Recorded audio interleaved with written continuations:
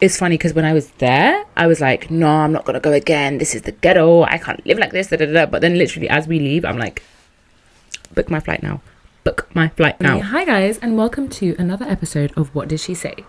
I'm your host, Chrissy, and today's episode is going to be about my trip to Kenya. It was a 9-day trip, and I just thought I would break it down for you guys because I've just had so many questions from people who know that I've been on the trip, just asking how it's been. So I thought I'd just do a whole episode around it. And even if you didn't know I went, now you know. First and foremost, let's discuss the visuals. Let's discuss the bright sun. Thank you, Jesus. It's beautiful. I'm all in blue. I've even got my blue fan. I've got my window open, so I hope that doesn't mess up the sound. I hope the fanning doesn't mess up the sound. Fingers crossed, because it is a little bit warm. But I am wearing a long sleeve top because the blue had to go with blue. You get me? I know last episode I said I was going to give more effort and I was going to look a little bit more presentable, but I'm going to the gym. So sorry, not sorry.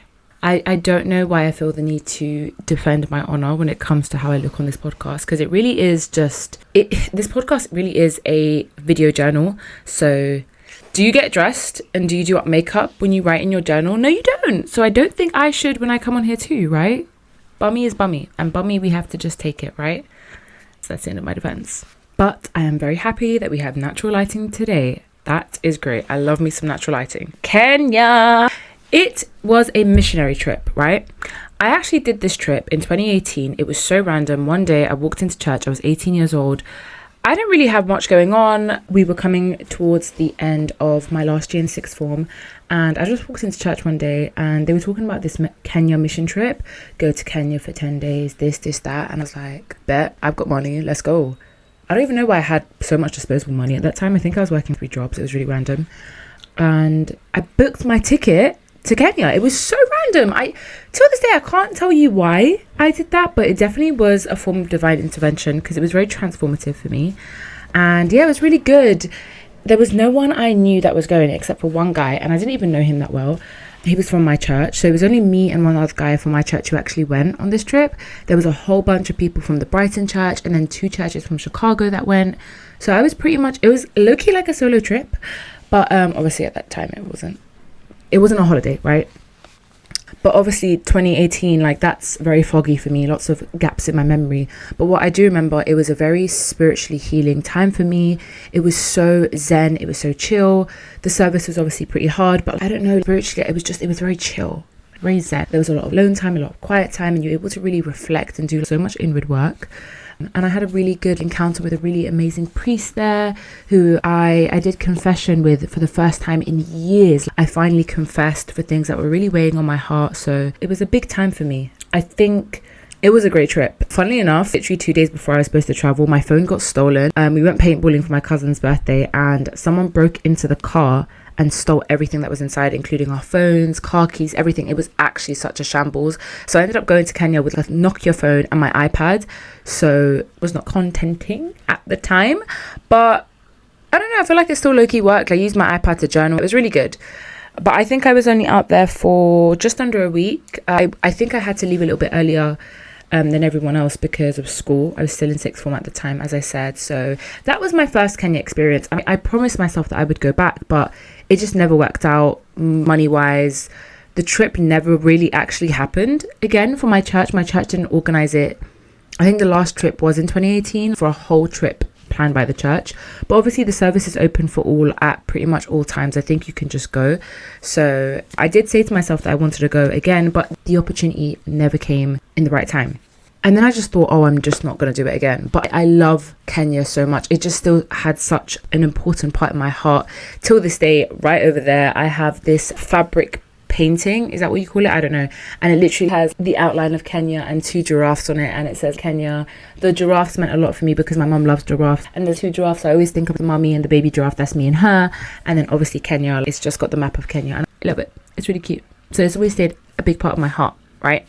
About 6 months ago now, I remember being in church and I hear, by the way, if you hear any noise, it's literally because it's so hot I can't close my window. So any external noise, sorry.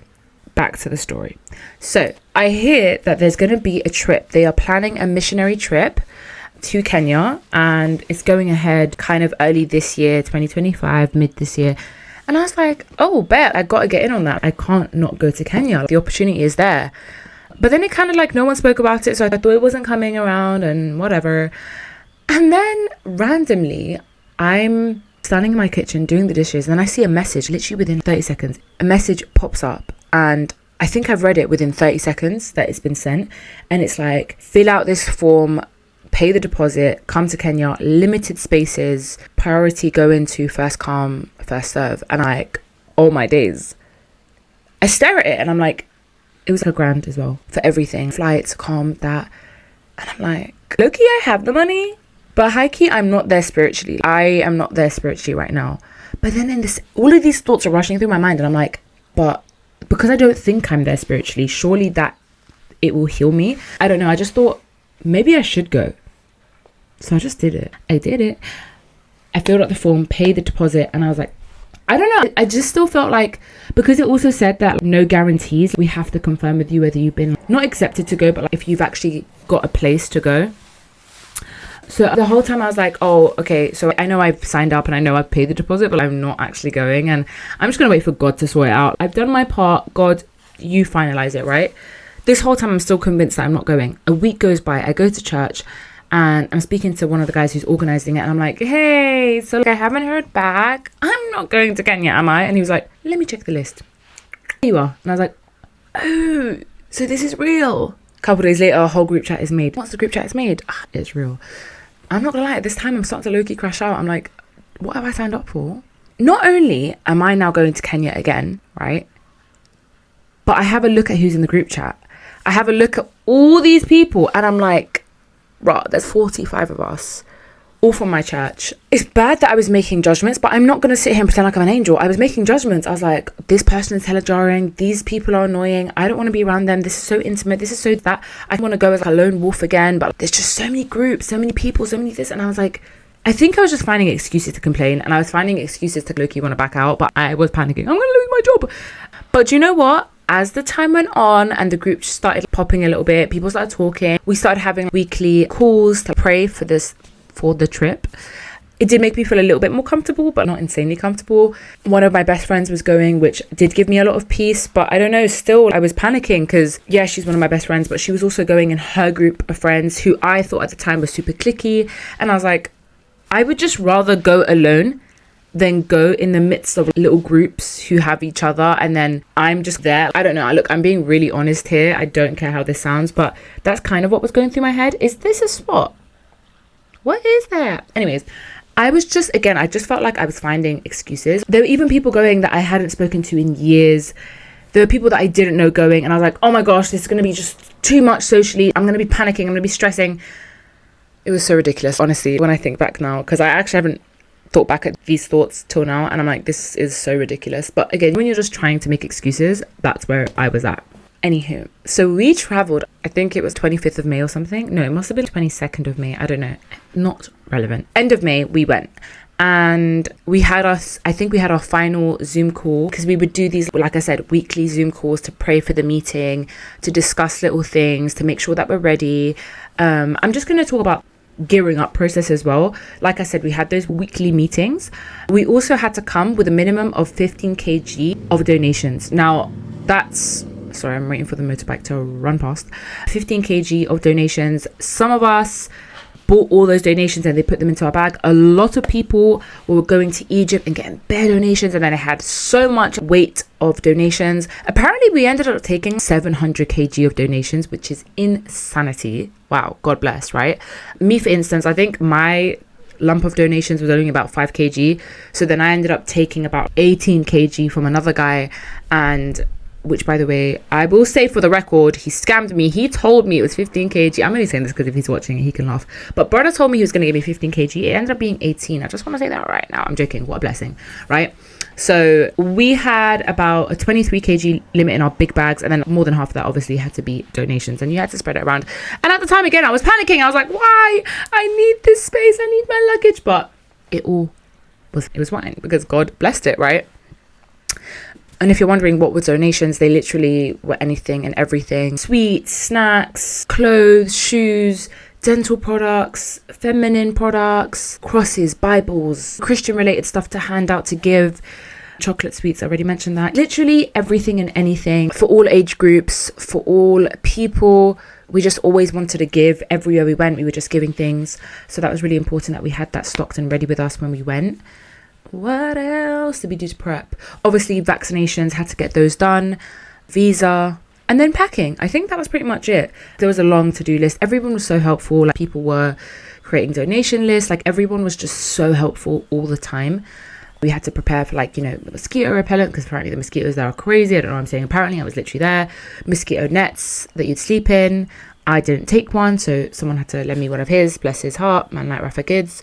I think that was it in terms of prep. A lot of prayer, a lot of Bible study went into this. A lot of, we had to prepare readings, sharings, Bible stories to share, skits to perform, contemplations, just things so that when we get there, we're not stuck and like we don't know what to do and say. It was just a lot of like spiritual preparation as well, mental preparation alongside the physical stuff. So that's what we did to prep, which again for me was so unreal, because obviously when I went to Kenya, it was literally a matter of within like a space of 7 days, I booked my flight and I jumped on a flight by myself and went. So there was no prep, but obviously again the Lord graced it and blessed the trip. But this one, there was so much prep that went into it, and it definitely did pay off for sure. What else? We get to the airport. I think we definitely traveled from Heathrow Terminal 5, British Airways, baby. It was a direct flight, thank God, 9 hours. We were all on the same flight, which was just so cute and adorable. It just felt like a proper school trip. Let's just say that's kind of low-key how this whole experience felt. It just felt like literally a huge school trip. Abuna, the servants, they were all just like, well, we all servants, but like the guys who organized the trip, they just felt like our teachers. It was really good. So I don't know. I don't have much to say about the airport. It was quite smooth runnings. Is that even? I don't know. Jumped on the plane. I ended up sitting next to two girls who I've known obviously since I was a kid, right? But you know at church when you know someone, but you don't like know them. You don't actually have like, you don't spend quality time with them. You don't speak to them. You don't really befriend them. That 9-hour flight, let's just say, sparked an energy, a friendship that I just never expected, right? It was so fun. We had such a good time on that flight. Everyone was just up and walking around and talking to each other. Honestly, it was so fun. It was a daytime flight, so everyone just had energy as well. I thought I was going to be sleeping. I thought I was going to be watching stuff on Netflix. I had downloaded a million shows. I watched nothing. Brother, I even paid £12 for Wi-Fi so that I can do content. Did I have time? No, because all we did was yap. And there's other things that went on the plane, but I'm just not going to talk about them because I'm not going to expose myself like that. It is unnecessary. But it was a really good trip. It was a really good flight. It was very fun, and it just felt like we're in the mood. This necklace, for if you are watching, this necklace is actually a necklace the girls next to me were hand making, and I ended up taking one. Thief, call the police. And I haven't taken it off since, because actually it's literally string, and I've attended 2 weddings wearing this. Somehow it's fit, both outfits. It's fit. It's matched all my outfits ever since, and I just don't want to take it off until I need to, because once it's off, it's off. You get me? We get to Nairobi, and we are spending 2 nights in Nairobi before we take another internal flight to Kisumu.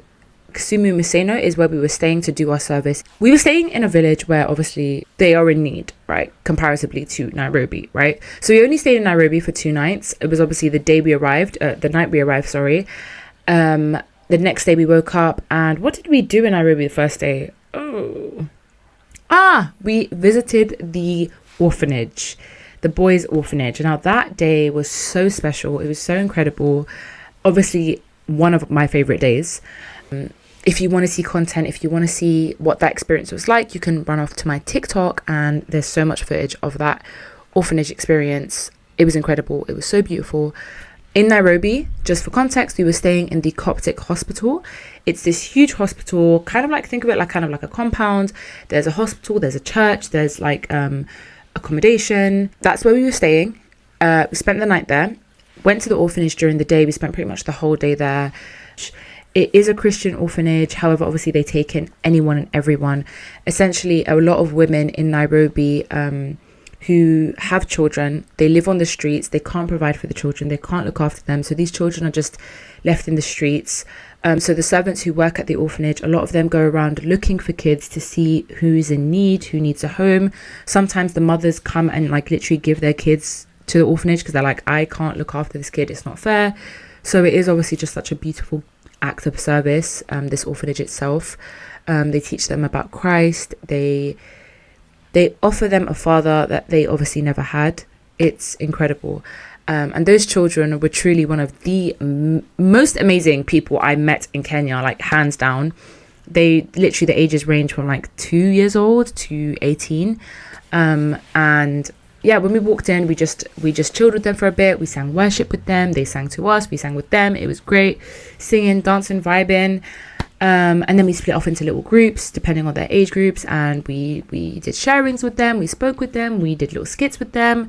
Just had more fun. Like, honestly, it was just like about spending time with them, speaking to them, getting to know them, have fun with them. It was lovely. We went and then we had lunch at the orphanage, and then we linked up all together again. And at that point, the final like hour or two, the priest that was there, he was just playing music. We were vibing, dancing. There was a little dance competition. It was lovely. It was honestly so amazing. It was such a fulfilling experience. I'm just so happy that was day one of Kenya, because I just feel like it really set the tone. But it was very exhausting. By the end, everyone was just sleeping on the bus. Like, usually on our bus rides, like, we always take like these like either huge buses or like minivans. There was about 50 of us, right? So like a lot of people. Usually, but we singing, dancing, praise, worship. This is at the end of a service day. We're sleeping. So everyone was sleeping on the bus back. We went back to the compound where the church is. I think we had Bible study, we had dinner, and then we had to sleep for like an hour or two before our flight at 6 a.m. We had to get our luggage, everything packed, everything ready. We were out of the compound, I think, by 3 a.m. that day. And then we were on our way to the airport. Time to get on a plane and go to our city of service. Sorry, village, not a city. It was a village. Internal flight was about 45 minutes. We arrived, I think, around like 8 a.m. If you think for a minute we were going to get to our new compound, our new accommodation, it was actually another Coptic hospital in Maseno, Kisumu, with accommodation. It was like a proper nice like compound, as in the hospital was there, but like there's a specific compound for people who stay for service, people who might even live there, I think. There's like a dining hall, everything. Like, it's, yeah, proper nice. When I say proper nice, don't think I mean like, oh, it's bougie. It's no, I just mean like it's set up correctly for purpose, because it was not proper nice. Okay. My room in particular did not have hot water. We had to acclimate to cold water showers every day, which again, I'm not actually complaining about, because I was able to do it, but some of the girls were like, I can't. I think I got used to it in Bali, because in Bali also, in my room for 2 months, we didn't have hot water. It was literally barely lukewarm. So I think I just got used to that. Yeah, it was low-key the ghetto for most of us, but it's service, so you're not coming here on a holiday. Do you get me? So yeah, charge it. Year 6, joking. If you know, you know. Yeah, so if you think we were going to get to our compound and like sleep, chill, rest, no. Straight into our 4 days of service. Now, I'm not going to explain every single day to you day by day, because that's just going to be boring. I'm just going to explain to you the range of service that we did on our trip. Now, I think we were in Maseno for, I want to say 7 days. Service could start at 9 a.m. It could start at 10 a.m. It could start at 8 a.m. It really depended on what we were doing. And I'd say 8 out of 10 times we're getting back to the compound for around 5 p.m. So from like 9 a.m. to 5 p.m. we're literally out there in the streets, different services. Sometimes you're doing one form of service a day, sometimes you're doing 2, you might be doing 3, you don't know. It was quite chaotic, right? So we jumped into a full day of service. We also met the Chicago church. No, was it Chicago? No, there was a New Jersey church already on the compound at the time. We met them. They were lovely. So nice. Like, too nice. Bear in mind, we come from London. So why are you smiling like that? Why are you smiling like that? It's literally 8 a.m. We're starving. We're tired. We're completely drained. And you're smiling. Do you want me to spark you in the face? Joking. No, but yeah, it was a bit creepy at the beginning, but it became so lovable and kind and sweet. Yeah, I really love that New Jersey. I really love that New Jersey church. Especially their priest who came with them, Father Mina. Like, that church just has such a big space in my heart right now. I love them. if I ever go to America, I'm going to New Jersey, which I never thought I would say, because what even is that? What is New Jersey? All I know is California, Texas, North Carolina, Chicago. Sorry. Okay. So, Chicago, it's a wonderful place. Okay. Yes. What type of service were we doing? That's your question. And I'm gonna finally answer it. So we did prison visitations to women's and men's prisons. We did home visitations, meaning like literally there would be a deacon with us from one of the churches, and they would take us around the village, and we would literally just go around to each little house, hut, whatever it was, knock on the door and be like, hey, do you want to talk? Do you want to pray? Do you want to vibe? So we'd literally go into a house, sit down with them, talk to them, get prayer requests, read the Bible, offer a sharing, a contemplation, hear what they've got to say. It was so lovely. Those were home visitations. We also would just go to different churches. We were split into completely different groups all the time, different numbers, different vibes. We would go to church. On a Sunday, we actually attended the liturgy there, which was so amazing and cool. It was so cool to see a Coptic Orthodox liturgy done in Kenya by Kenyan people. It was insane. Such a privilege. So we went to church on Sunday, and then we kind of like ran the Sunday schools. Sunday schools were and like Sunday meetings for different age groups. Like you had the mamas and the barbers, you had the children, you had the youth, you had the deacons. We did that on Sundays. We visited schools. That was so fun. I love that personally because obviously I'm a teacher. I don't know if you know. I don't know if I've mentioned it, but I'm a teacher. So I really, really enjoyed that. I actually visited a high school, and that was so fun and lovely. I think the services, you'd rinse and repeat. You're kind of doing the same thing. Not the same thing every day, but kind of like, you know, you're kind of doing the cycle of service, and I might be missing something out, but I think you get the gist of it. So that's what we were there to do. How could I forget one of the most iconic services? The markets. We would literally go into the markets and evangelize, spread the word, do skits and worship and everything and sharings in the middle of these like random markets. So something that keeps on getting asked as well is, you're going to places with Christians, right? No, not every single time.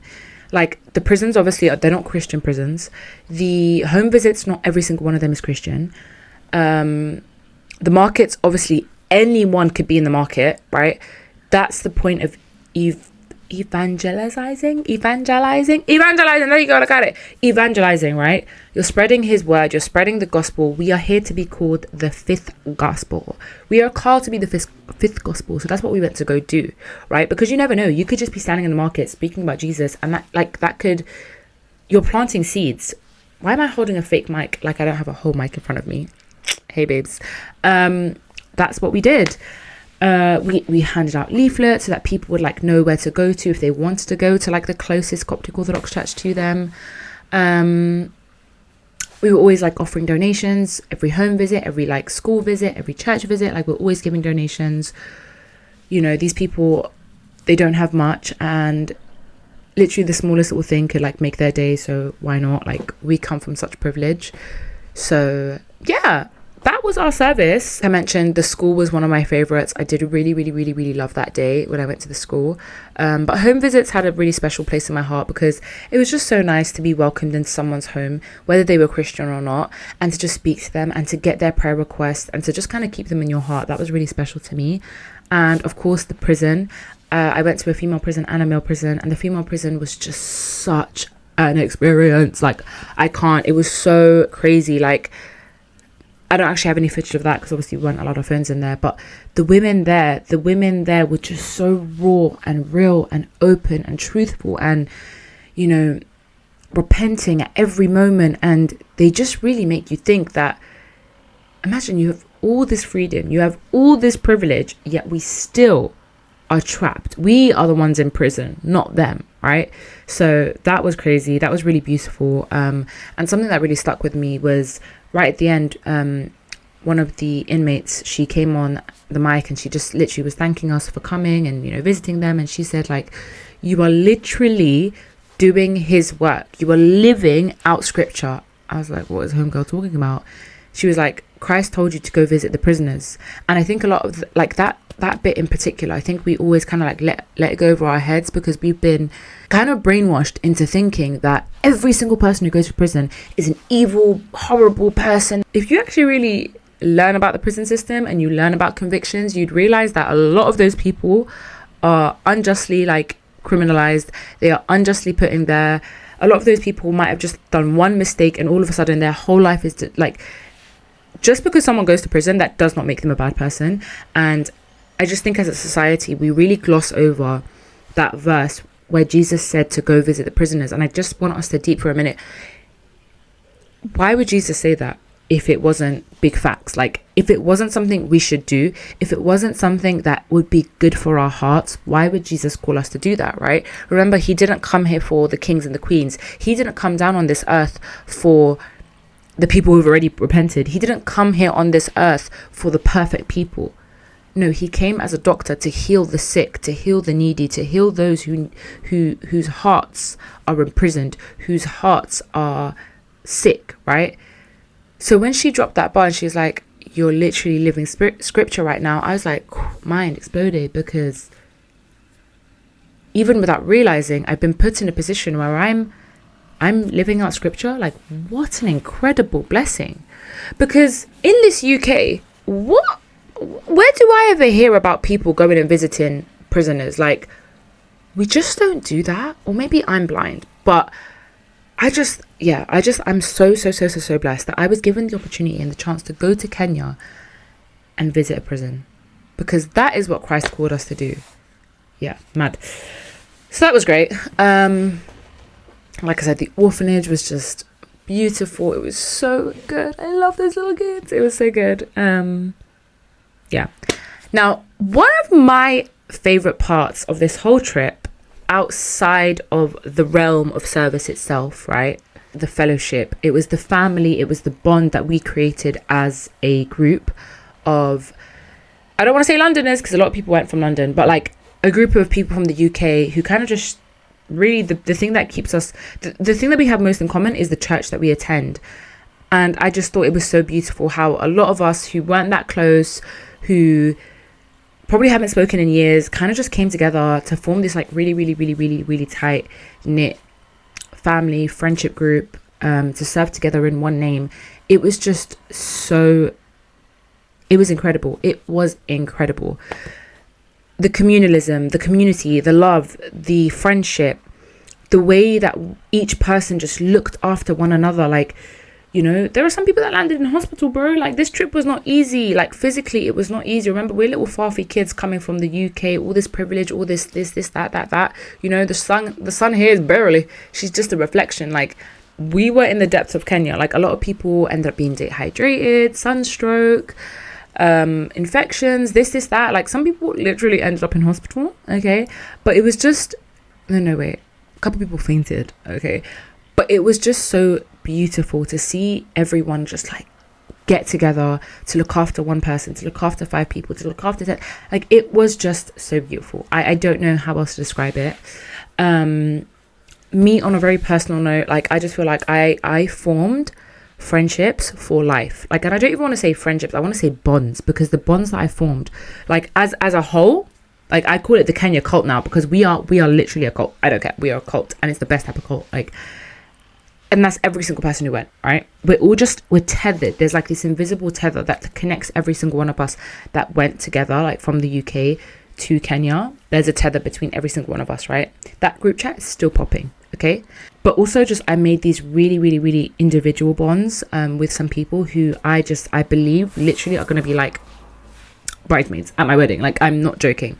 That's how deep rooted the connection went in that place, and the trauma bonding, it was incredible. It was truly amazing. So for me, the fellowship is one of the most amazing things to come out of that experience. There wasn't a day that we didn't piss ourselves with laughter. Like, there wasn't a day where we weren't finding light and fun and entertainment and enjoyment out of everything, no matter how bad it got, no matter how tired, no matter how sick, no matter how emotionally, physically drained we got. Guys, remember, like, it's such an intense experience. Like, you are surrounded by the same people day in and day out. Like there's no rest, there's no quiet, there's no silence. Like I shared a room with 5 other women. Okay, there was no silence, there was no rest. It's literally the Love Island effect. You know how they'll be like, how could you fall in love with someone after 3 days? But it hasn't been 3 days, it's been 3 weeks, and you cannot convince me otherwise. The first weekend in Kenya, you cannot convince me we weren't there for a month. The time is a simulation. Time is a simulation, and you cannot convince me otherwise. So yeah, we might have only been in Kenya for 9 days, right? 9 or 10 days. Okay, either way. But it felt like a lifetime. It felt like a lifetime with those people. And it was such a blessing. For me, again, on a personal note, it just felt so incredible coming into an experience like this after what I saw in Spain. If you know, you know. In Spain, I just realized the height of individualism and how horrific it is. Like, I'm coming from an Egyptian Christian background. For me, community is everything. And I was thrown into an experience where I was surrounded by people who are not Egyptian, not Christian, and it's dog eat, dog live, or dog, I don't know. What is that saying? Dog eat, dog world, eat the dog, I don't know. But long story short is everyone just looks out for themselves. It was a very, very individualist culture, even down to what we were promoting in the camp itself. I volunteered at a camp in Spain where you're running a camp for children, for kids in high school, primary school, whatever. We were literally being told to tell the kids, it was all about teamwork, right? And they're literally telling the kids, right? You should help someone out because one day they might help you out. It was all about give so that you can get back. But we all know as Christians, right, we're taught you give, and you give selflessly. You give and don't expect anything in return. But like in that society, in that place, in the culture of that camp, we were told to give so that you could receive, right? And that's the culture that stayed within even the people that came from the UK to volunteer. There was no community, there was no bonds. It was literally down to, oh, can I have that tomato that you have just sitting there? Yeah, sure, but you need to pay me back. Like, you have to send me 30p for that. Like, that's, and again, brother, I'm Egyptian. So that for me was crazy. It was a culture shock. It was such a mad culture shock. But going to Kenya with my people, it was so healing. It reminded me that I'm not the crazy one. Because these men in Spain, they tried to convince me that I was crazy. I was crazy for trying to band together. I was crazy for trying to fight for one another. But no, I'm not the crazy one, thank God. So yeah, I'm just so grateful that I got to have that. I got to experience that. I got to share that. And it's still, till this day, hands down, one of the most beautiful and incredible experiences of my life. And I think it will stay with me forever. I really hope and pray. You know, my memory, we don't know. The days in Kenya was super long. Like, you know, you think when I say, oh, we get back to the compound for 5 o'clock, oh, what, we go shower, we eat, we sleep. No. There was still so much on the timetable. There was Bible study, there was Tesbeha, there was praise, there was this, there was that. Like, they were really long days. That's why, like, I'm talking about, like, physical exhaustion, emotional exhaustion. Like, it was very, very intense. But you know what? We pushed through. Oh, my lips in the mic again. Bible studies were great. They were so nice. Very, very lovely for the ones that I did attend. I'm not going to lie. Sometimes I didn't attend every single one because I would just be too tired. That's my honesty coming out. I did actually attend a couple Bible studies with the American church, the New Jersey one, and that was really lovely. American accents are, yeah, they're a bit of a culture shock because I'm only supposed to hear you on TV. Why am I hearing you IRL? Crazy. What else is there to say about Kenya? I just think if you are given an opportunity like this, do not let it go. Even if the money isn't all there, trust in the Lord. Like, he will provide, because it really is something that I think everyone should do at one point in their life. Give, and do not expect anything back. And when you do that, you will receive in abundance. Like, spiritually, you will receive in abundance. And not only did I receive spiritually, but I received so much physically, like so much back. And it's weird. I can't even, this is going to sound so corny, but I can't even remember my life pre-Kenya. Like, I can't remember what was I doing on Sundays before Kenya, because now on Sundays I'm with my Kenya boys, like my Kenya people. Like, we're together, we really do love each other so much. Like, we try to, like, set up praise meetings, Bible meetings, like even post Kenya, we try to do that as much as we can during the week, on the weekends. Like, it really is a family. Now, every time someone has a birthday, someone has a celebration, we're sending it in the group chat. We want to be all together all the time. It just feels like we've done this thing together and we're just connected and we want to be around each other. And I just feel like that says so much about what we experienced on that trip. So yeah, if you get a chance to do it, most definitely do it. I low-key feel like I've touched on everything, but I know for a fact I am going to go onto my phone, I'm going to scroll through my album, and I'm going to be like, I forgot to mention something, I forgot to mention this, I forgot to mention that. I want to say one last thing. The priest that we went with, Father David, right? He is a new priest. I think he's only been ordained for a year, maybe 2, I don't know. He was such a beacon of light, such a shepherd, such a role model, right? Like I said, this was a super intense experience. Emotions were so heightened. Everyone was just like, I don't know, it's so chaotic energy sometimes. But he pulled through. He pulled through for every single one of us. He gave so much of his time, so much of his energy. And when I think of Kenya, I think of him straight away. When I think of one of the best things to see and witness, he was definitely one of those things. God bless his heart. God bless him. That is something I feel like is definitely worth mentioning. I can't do a whole episode about Kenya and not mention him. Like, big shout out to him. Big shout out to every single person who went. I really feel like I have met best friends for life on that trip. Y'all know who you are. I would really, really, really, really, really love the opportunity to go again. Fingers crossed next year. I don't know if they're doing another trip next year or not, but I think they will, because this was so successful. I think I'd definitely love to go again. It's funny because when I was there, I was like, no, I'm not going to go again. This is the ghetto. I can't live like this. But then literally as we leave, I'm like, book my flight now. So yeah. I'd love to do this trip again. And that is it for today's episode, everyone. I hope it was insightful. I hope it was I tried to make it as chronological and as like what's the word I'm looking for, organized as possible, like in the different sections of the trip. I hope I did that. If it was still given chaotic ADHD energy, I don't know what to do. This is the best I have for you. Thank you so much for watching or listening or both. Thank you so much. I really, really, really, really, really do appreciate it. I hope you're enjoying the comeback. English would be nice. Man said comeback. I hope you're enjoying the comeback. I really do. It's been a minute, as you know, but I'm trying to slowly but surely get back into the spirit of podcasting, because why not? I got a lot going up here, so let's just let it out of it. You get me? So thank you so much. Please stay tuned for the next episode. Again, I'm not going to give you a time of date because that's pressure, and I don't do well with pressure. So the pressure is getting worse. I am just going to post when I post, and you're just going to enjoy it when you enjoy it. Great. If you have any suggestions as to what you want to hear, what you want to talk about, what you want me to talk about, please leave any comments, suggestions, DMs, whatnot. I'm going to put all my social media for this podcast, for my event content creating page, in the description below. That's What Did She Say podcast socials and the content guest socials, because why wouldn't I do self promo? It's free. So if you want to find me on socials for behind the scenes or just extra info on my life, because why not, go follow me. Thank you so much for watching, guys, and I do hope to hear from you in the next episode. Bye bye.